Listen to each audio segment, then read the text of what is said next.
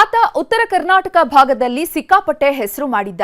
ಊರಲ್ಲಿ ಏನೇ ಸಮಸ್ಯೆ ಆದ್ರೂ ನಾಟಿ ಔಷಧಿ ಕೊಡ್ತೀನಿ ಅಂತಿದ್ದ. ಅದರಲ್ಲೂ ಮಕ್ಕಳಾಗದವರ ಪಾಲಿಗೆ ದೇವರಾಗಿದ್ದ.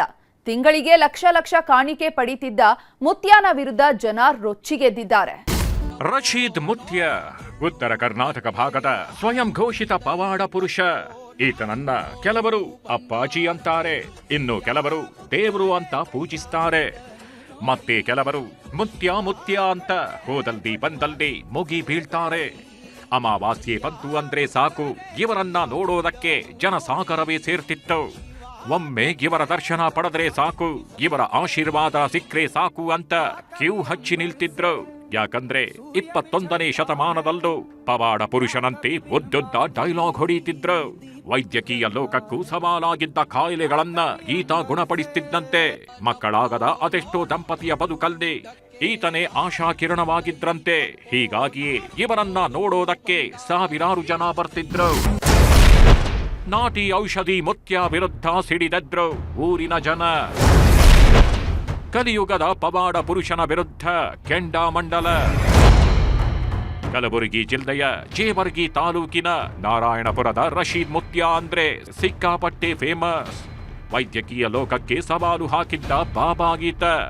ಯಾರಿಗೆ ಮಕ್ಕಳಾಗದಿದ್ರು ಒಮ್ಮೆ ನನ್ನ ದರ್ಗಾಗೆ ಬನ್ನಿ, ದೇವರನ್ನ ನಂಬಿ ಅಂತ ಉದ್ದುದ್ದ ಡೈಲಾಗ್ ಹೊಡೀತಿದ್ದ. ಏನೇ ಸಮಸ್ಯೆಗಿದ್ರು ನಾಟಿ ಔಷಧಿ ಕೊಡ್ತೀನಿ, ನನ್ನ ಕೈಗುಣಗಳಿಂದ ಎಲ್ಲಾ ಸಮಸ್ಯೆಯನ್ನು ಪರಿಹಾರ ಮಾಡ್ತೀನಿ ಅಂತಿದ್ದ. ಹೀಗಾಗಿಯೇ ಕಲ್ಯಾಣ ಕರ್ನಾಟಕ ಭಾಗದಲ್ಲಿ ಸಿಕ್ಕಾಪಟ್ಟೆ ಫೇಮಸ್ ಆಗಿದ್ರು. ಅಮಾವಾಸ್ಯೆ ಬಂತು ಅಂದ್ರೆ ಸಾಕು ನಾರಾಯಣಪುರದ ದರ್ಗಾಗೆ ಸಾವಿರಾರು ಜನ ಬರ್ತಿದ್ರು. ಈತನ ಬಳಿ ಬಂದವರಿಗೆಲ್ಲ ಅದೇನೋ ಔಷಧಿ ಕೊಟ್ಟು ಆಶೀರ್ವಾದ ಮಾಡ್ತಿದ್ದ. ಇದನ್ನ ಕುಡಿದ ಅದೆಷ್ಟೋ ಜನರಿಗೆ ಒಳ್ಳೇದಾಗಿದ್ಯೋ ಗೊತ್ತಿಲ್ಲ. ಆದ್ರೆ ದಿನ ಕಳೀತಿದ್ದಂತೆ ಮುತ್ಯಾನ ಹವಾ ಮಾತ್ರ ಬದಲಾಗಿ ಹೋಗಿತ್ತು. 21 ವರ್ಷ ಇತ್ತು ಮದುವೆಗೆ, 21 ವರ್ಷ. ಈಗ ದರ್ಗಾಕ್ ಬಂದ ತಕ್ಷಣ 2 ತಿಂಗಳ ಗರ್ಭವತಿ. ಸೋಷಿಯಲ್ ಮೀಡಿಯಾದಲ್ಲಿ ರಶೀದ್ ಮುತ್ಯ ಅಂತ ಹುಡುಕಿದ್ರೆ ಸಾಕು ಇಂಥ ನೂರಾರು ವಿಡಿಯೋಗಳು ಕಣ್ಣಿಗೆ ಬೀಳ್ತಾವೆ. ಮಕ್ಕಳನ್ನೇ ಕಾಣದ ಅದೆಷ್ಟೋ ದಂಪತಿಗೆ ಮಕ್ಕಳ ಭಾಗ್ಯ ಕರುಣಿಸಿದ್ದಾರೆ ಅಂತ ನೂರಾರು ವಿಡಿಯೋ ಹಂಚಿಕೊಂಡಿದ್ದಾರೆ. ಯಾವುದೇ ಊರಿಗೆ ಹೋದ್ರೆ ಸಾಕು ಅಲ್ಲಿ ಸಾವಿರಾರು ಜನ ಸೇರ್ತಿದ್ರು. ಮುತ್ಯಾನ ನೋಡೋದಕ್ಕೆ ಅಂತ ಮುಗಿ ಬಿದ್ದು ಬರ್ತಿದ್ರು. ಅಮಾವಾಸ್ಯೆಗೆ ಬರೋ ಭಕ್ತರಿಗೆ ಒಬ್ಬೊಬ್ಬರಿಂದ 5 ರಿಂದ 7 ಸಾವಿರ ಹಣ ಪಡೀತಿದ್ರಂತೆ.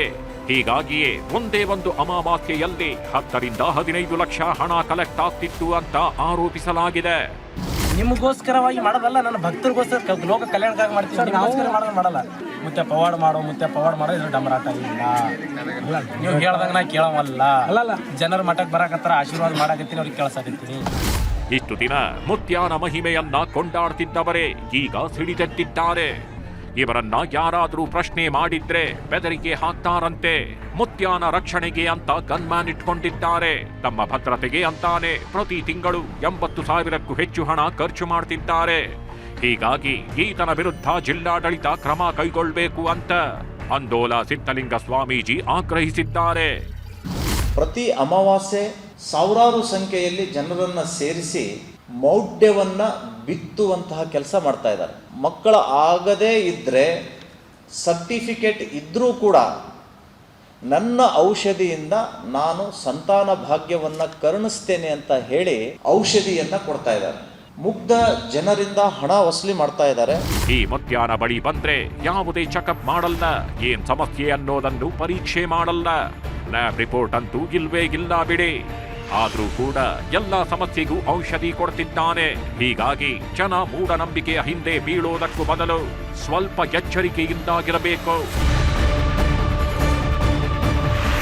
ಅರುಣ್ ಕುಮಾರ್ ಕದಂ, ನ್ಯೂಸ್ 18 ಕಲಬುರಗಿ.